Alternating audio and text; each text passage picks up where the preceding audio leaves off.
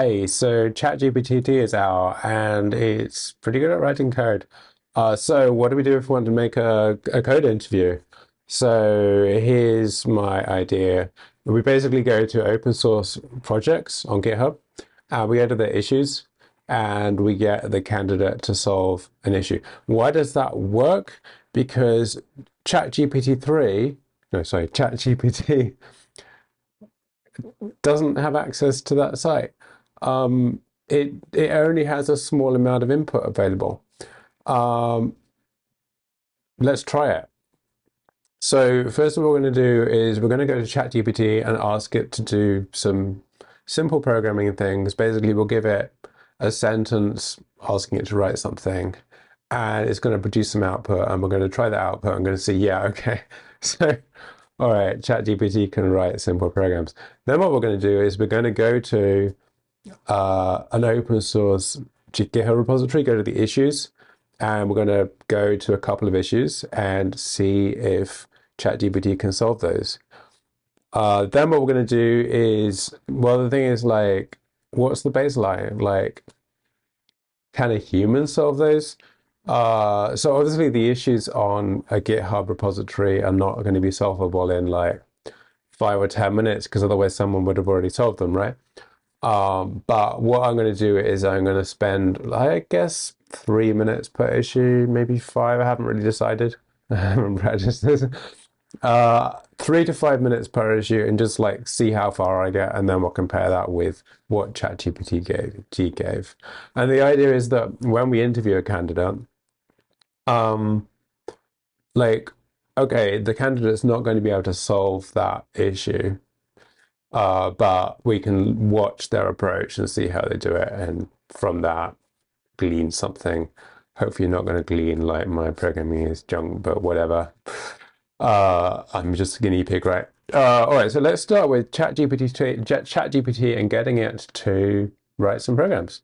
So I'm going to connect to chatopenai.com. Or at least I will if my network works, or if it's not, if the site's not being too slow. It's sort of a little bit overloaded right now. All right, there we go. It's here. I might just change my network. Um, I'm just going to introduce now. All right, so we get to here, and it's this is a free research preview. Yeah, this is a free research preview. Blah blah blah blah blah blah blah blah blah blah blah blah blah.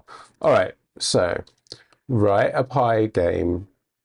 Write a pie game program to show a red window. This looks pretty good, right? So we're not going to be able to like, I mean, people are just going to be able to do this, right? And upload these results, right? So I guess I don't know how I'm going to do this.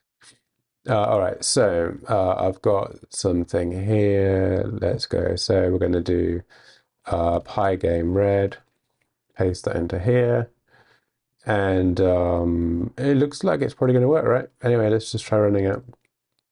So if we do pygame red, wait, why didn't that work? I thought it would.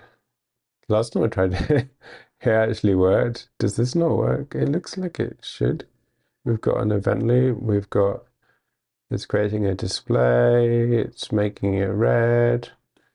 It really ought to work. Did I forget to save it or something? I probably forgot to save it. All right, we've got a red window. All right, what about if we do a red and blue window? So write a pygame program to display a red and blue window. And off it goes. I've tried this before. What it did is it created, yeah, it's got like a red background and then it draws a rectangle on it. Seems pretty reasonable to me. All right, so let's close that. So we're going to do pygame red and blue and paste that in. It looks like it's probably going to work. So pygame red and blue. There we go, red and blue. It's better than last time. Last time we put this blue thing up in the top left.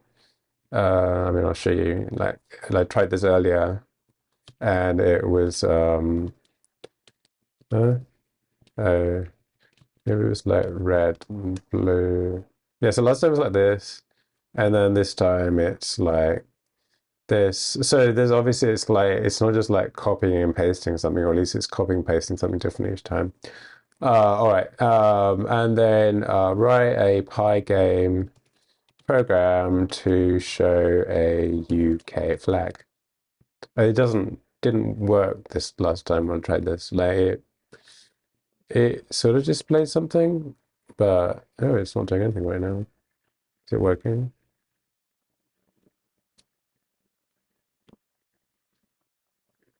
I guess it's just thinking because it's really hard, this one. I don't know.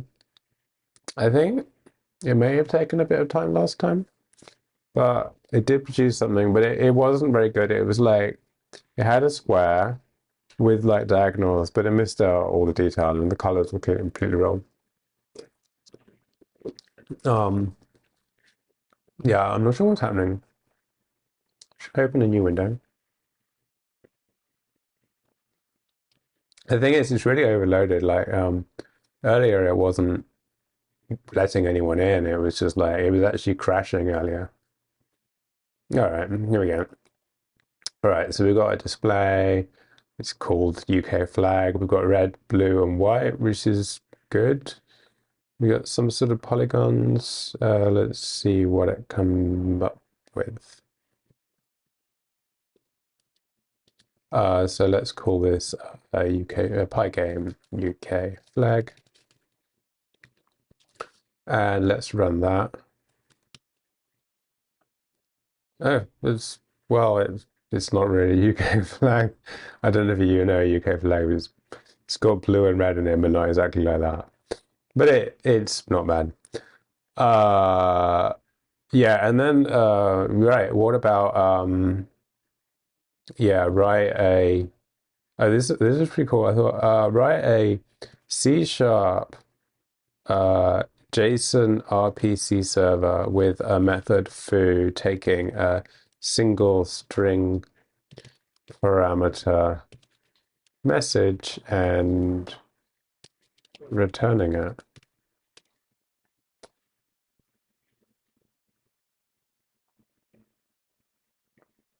Oh, it's frozen again. Yeah, so that one froze.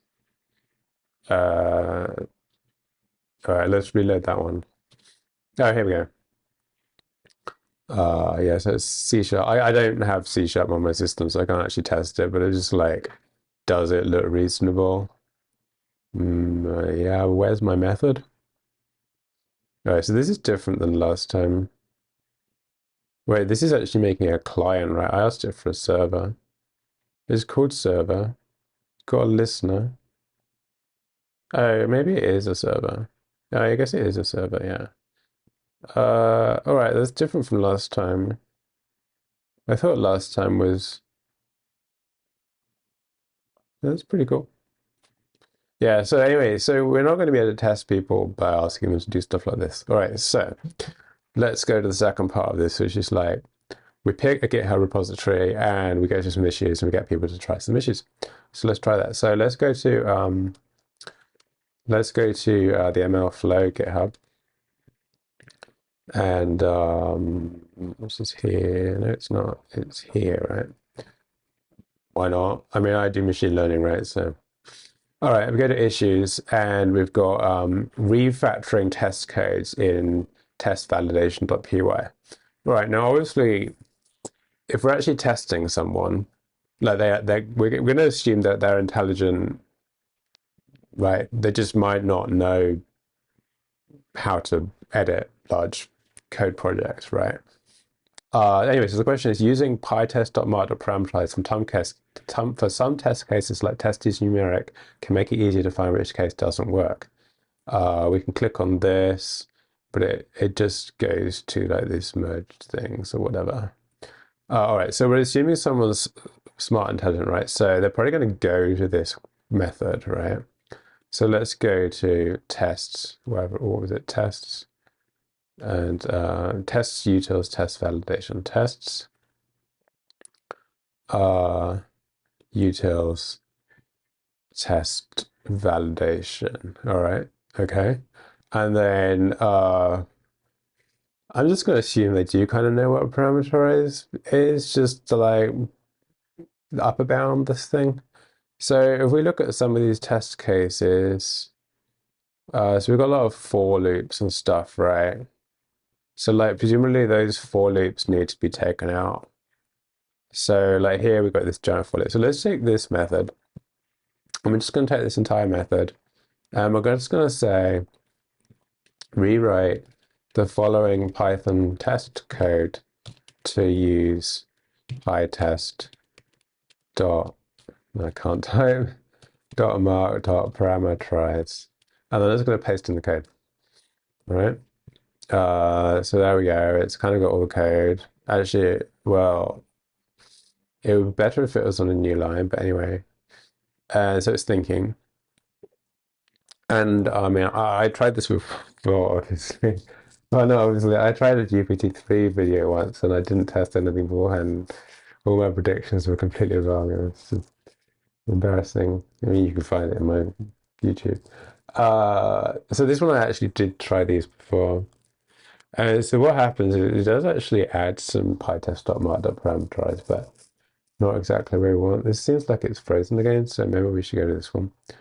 All right, so rewrite the following Python test code to use pytest.mark.parameterize. Paste that in. I wish I could add a line feed here. I mean, I guess I could. I don't know. Yeah, that one timed out. Yeah, I don't know how to add a line feed. I can't just do. Can I do like shift? Oh, shift enter gives me a line feed. All right, there we go. All right, so I've sent off the request, and nothing is happening. I guess it's like 6:30 in the morning. People are waking up. All right, cool. This looks not bad actually. So if we look at the original code, we've got like metrics, params, and tags. So it's basically looping over arg name and arg values in each of these things here. So here we've got metrics, params, tags will be like the different arg names, right? And then it's looping over the values in each of those, and then it's kind of calling some stuff and checking for exceptions. So we would expect to have, I guess, a pytest.mark parameterized for each of these, maybe, like with like metrics, params, tags, and then, oh no, it's just running this one, right? And then, no, I should have read the code first. All right, so what have we got? So we've got metrics with bad key is a list of metrics, metrics with bad. So we've got a bunch of lists of metrics, bunch of lists of parameters, bunch of lists of tags. Oh, okay, and then it's combining these different metrics into this list, combining these different parameters into this list, and combining these different tags into this list. So then it should be combining like, okay, so basically we should have a pytest.mark parameterize for this, for the metrics parameter, one for the params and one for the tags. What it's generating is we've got a single parameterized for metrics, params, tags, expected exception.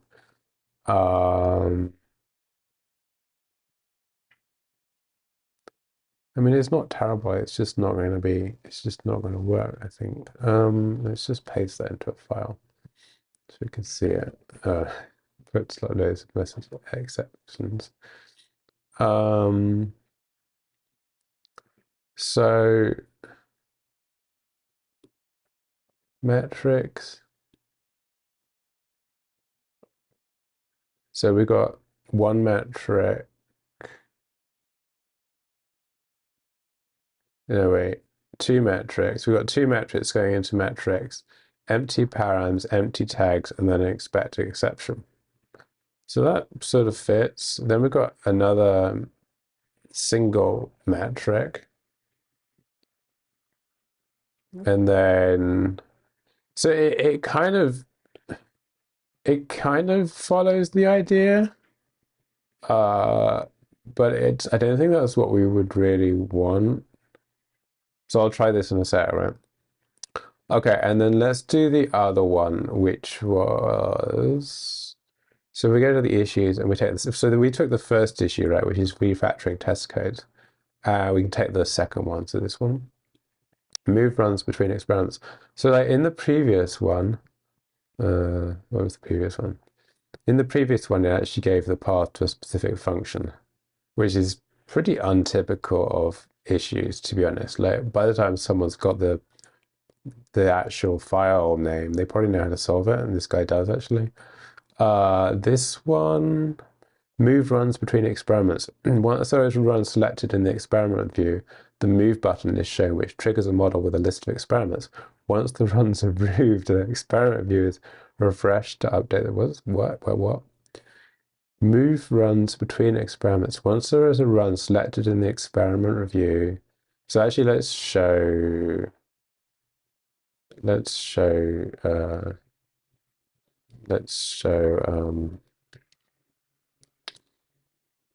a an mlflow box. All right, so we've got a bunch of so these are experiments and these are runs, and it's saying that we want to be able to, when a run is selected in the experiment view, okay, we want to, which triggers a model, the move button is shown. So there should be a button called move up here. This is going to be hard. I'm not going to get very far with this. Which triggers a model with a list of a modal drop down with a list of experiments. Once the runs are moved, the experiment view is refreshed. So basically, I mean, I'm not going to get very far with it in 3 minutes, right? There's going to be a modal drop down here, like move, and it's going to have like a list of experiments. And you can select a bunch of things here and click like move, and it's going to move them into the other experiment. I'm pretty sure I'm not going to get very far with this, but anyway, let's see what happens. All right, so let's try this with ChatGPT. So we're going to take this. I guess we can just take the whole thing, right? All right. So in mlflow, blah, blah, blah, blah, blah. How's that?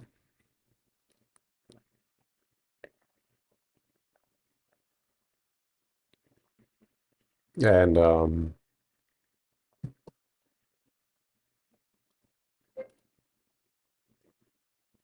nothing. Too many requests, please. Oh, it won't let me do another request. All right, so I did this before actually, so I guess I can just show you the output. So here we go. In mlflow, once it runs slash, I just did the first bit. I just did this bit, right? Once there is a run selected in the experiment view, the move button is shown, the tracking API is extended. So once in mlflow, once there's run blah blah blah, the tracking API is extended, and it talks about the move runs method. It says what that does. It gives an example of how you could use the move runs, but it's not going to solve our problem. Okay, all right. So then the question is, how would a human do on this? Which human is me, I guess. All right. So I'm going to give myself, I don't know, 3 or 5 minutes. Probably 5, because I'm not going to get any far at all if I do 3. All right, so let's do 3, and then I'll probably extend it by another 2. So how am I going to do timer? Well, I'm just going to set a timer. All right, so I'm setting a timer for 3 minutes. You know, I guess we better have a timer on the screen. 3 minutes. Okay, and I'll probably extend this by another 2 minutes, right? All right, so the first thing I'm going to have to do is clone the repository. Unless I've cloned it. All right, so let's, yeah, I don't have it. Depth. one.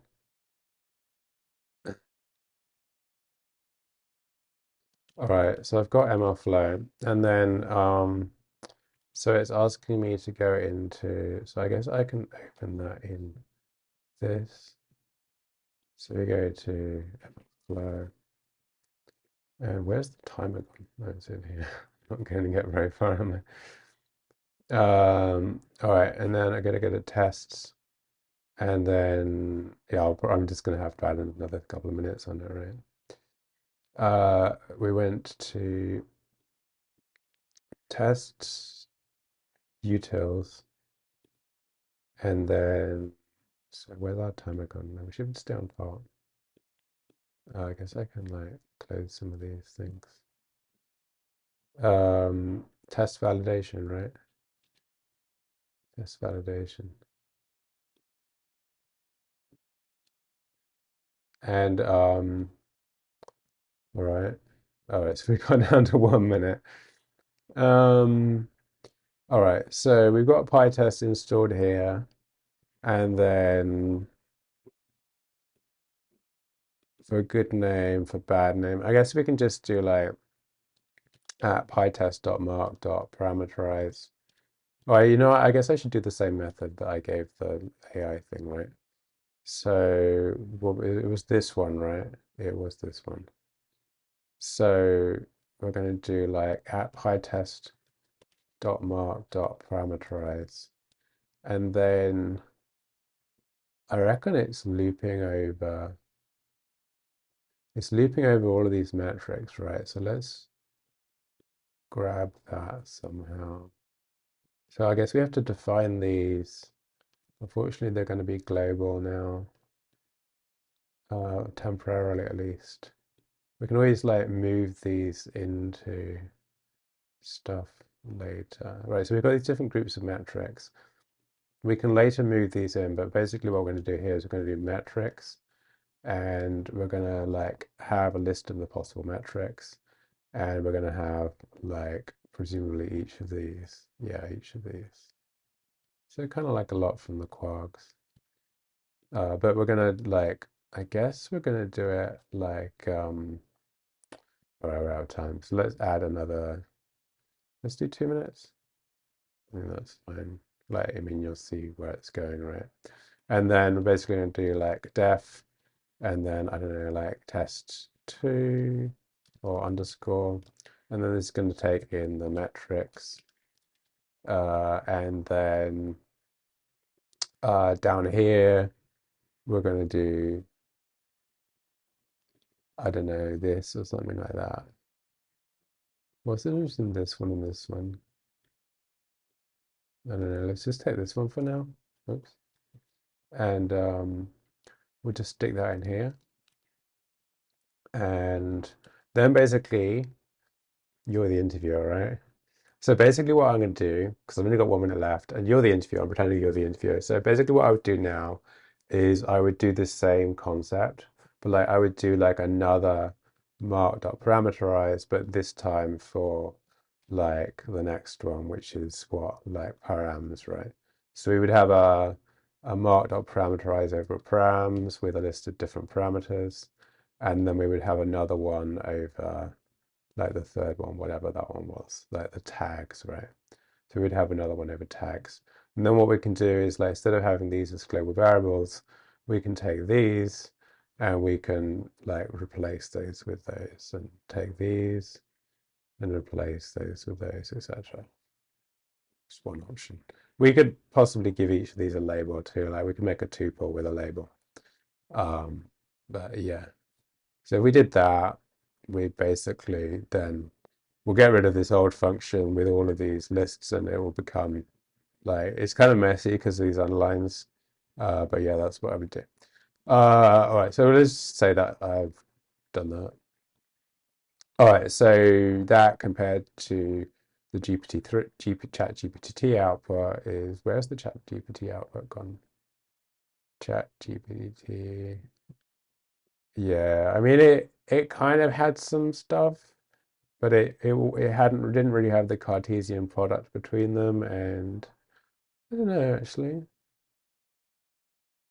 Not bad. But I think it should have a Cartesian product, right? Is it doing Cartesian product?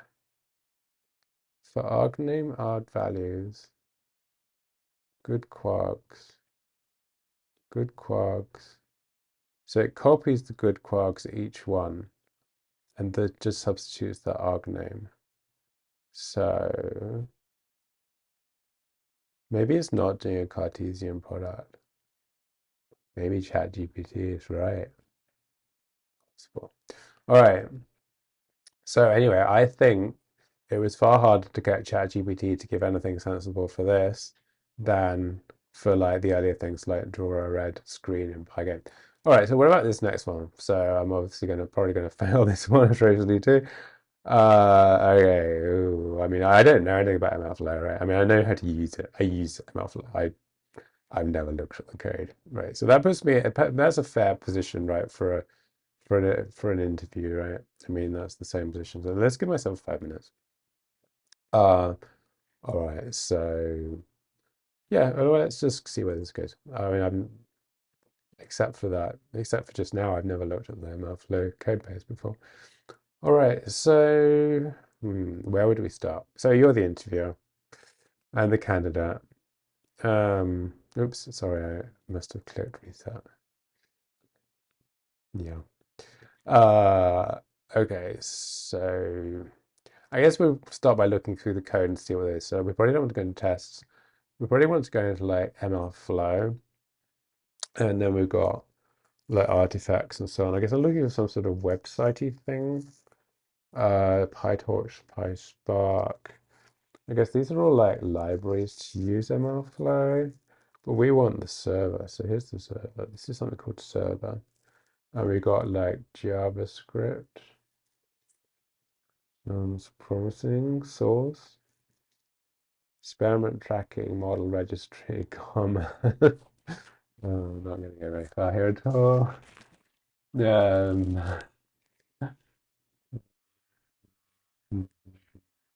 model registry shared, fruitier RC, TensorFlow tracking. So I guess there's like a few different parts to this, right? We're going to have to figure out a way to modify the user interface. We've got this user interface and we basically want to add in a button here. So I guess we could like look for some of these existing buttons, but they might be internationalized.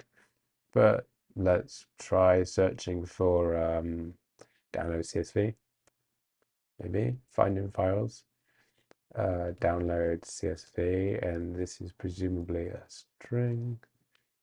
All right, so it's internationalized. This string. So string for the download CSV button to download metrics. Is that the same thing? I guess that's just a description, right? But we've got a few of these. Oh, why do we have a few? Are they different languages? No, they're all EN. So we've got a few different strings for download CSV. We've got RONJGP, tooltip. Oh, tooltip, string for the button, and string for the download CSV button. I'm not sure the difference between these. Let's just take this one, and we're going to search for this. And it only appears here, so that's not much help. All right, so one part is, where did our plot go?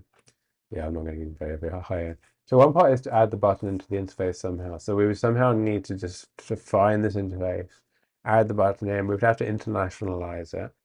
And then the other aspect is like how to actually move runs between experiments. So these are like two different parts. One is more like the front end and one is more the server end. So the server end, yeah, I think it would be, well, yeah. I wonder what it's even using. Like I know React. I guess I18N is some internationalization, common scripts. I guess there should be some sort of servery thing, right? Like, I mean, an actual backend server, which won't be in JavaScript. It will be in Python, maybe? Maybe in Python. We've got PyTorch, mlflow, projects. How's the time going? Okay, good. Experiments, tests. Yeah, so I guess, well, let's give it one more minute and then we'll analyze my pathetic attempt to handle this. Projects. So I'm surprised that the server only has JS in it and not Python. Store. Store. Sounds plausible. I bet this is really boring to watch, isn't it? Yeah. Tracking store. So model registry. We're looking for like runs, right? Not artifacts. Um, projects, photos, models, runs. I'm surprised there's not like a servery thing here. I mean, there is a server, but it's only got JavaScript. I think the server is probably written in Python. Hmm. So anyway, at least you see I didn't practice this. I mean, I just tried doing it, didn't get very far. All right, let's just stop that. Yeah, right. Okay, so all right, uh, so I gave ChatGPT two problems. One that it may or may not have solved, I'm unclear. Um, which is um this one, right? And that I could also solve sort of, but not in the time. But I could at least show that I started writing the solution and knew how to write the solution. And then the second problem, the ChatGPT didn't even attempt it. It just said, "Hey, this is what flows are," right? It said, uh, it said the move runs method is part of the tracking API. Wait, is that even true? Oh, wow. There's a move runs method in tracking API. Oh, wait, no. Oh, it's describing something. Oh, it made it up. It made it up. It made something up. Awesome.